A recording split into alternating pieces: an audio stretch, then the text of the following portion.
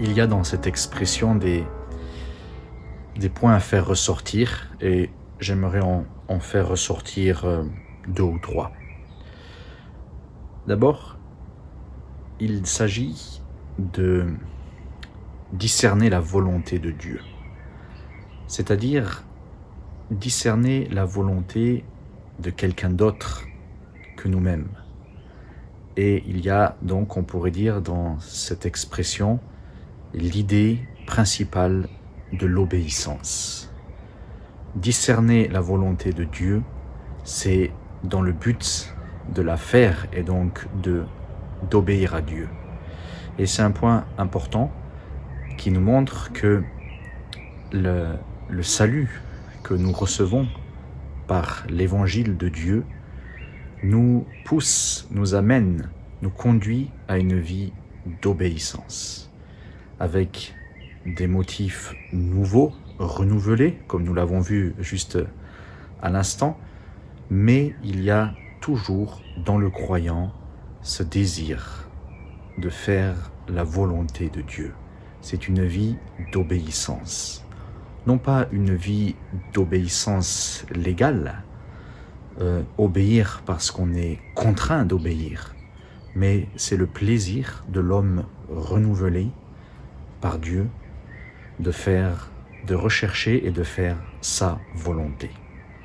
Donc il y a, premier point dans cette expression, dans ce but recherché par Dieu pour nos vies, le désir que nous soyons des enfants d'obéissance.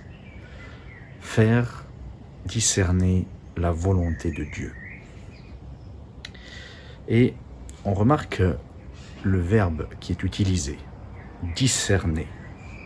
Et la note qui est donnée dans la traduction d'Arby nous dit examiner, éprouver, discerner.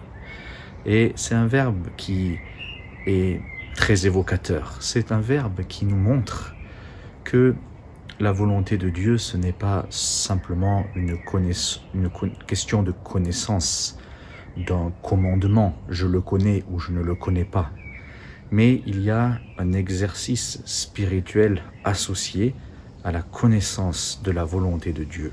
Et le verbe ici, discerner ou examiner, éprouver, nous montre que Dieu veut nous amener à comprendre sa volonté par des exercices spirituels. Et à travers ces exercices spirituels, nous éprouvons, nous pesons, nous comprenons quelle est la volonté de Dieu.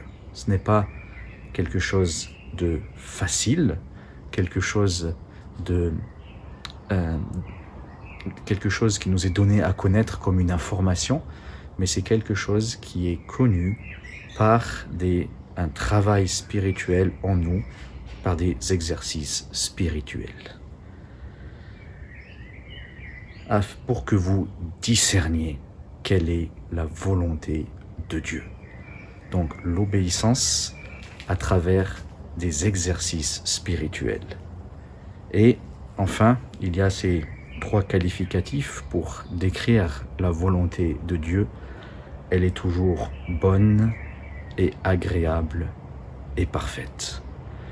Et ce sont des mots à peser en rapport avec la volonté de Dieu. Non, la volonté de Dieu n'est pas quelque chose d'arbitraire, quelque chose qui nous recevons comme un fardeau, comme une contrainte, mais c'est quelque chose de bon en soi, et agréable, digne d'être agréé, quelque chose d'excellent que nous pouvons approuver pleinement. Et elle est parfaite. Et c'est quelque chose, ces qualificatifs sont des mots qui nous touchent en rapport avec la volonté de notre Dieu. Une volonté bonne, agréable et parfaite. Le Dieu qui a agi par ses compassions pour nous sauver dans l'Évangile a un plan pour chacun de ses enfants, de ses rachetés, et il désire nous conduire dans nos vies en nous faisant éprouver quelle est sa volonté bonne, agréable et parfaite.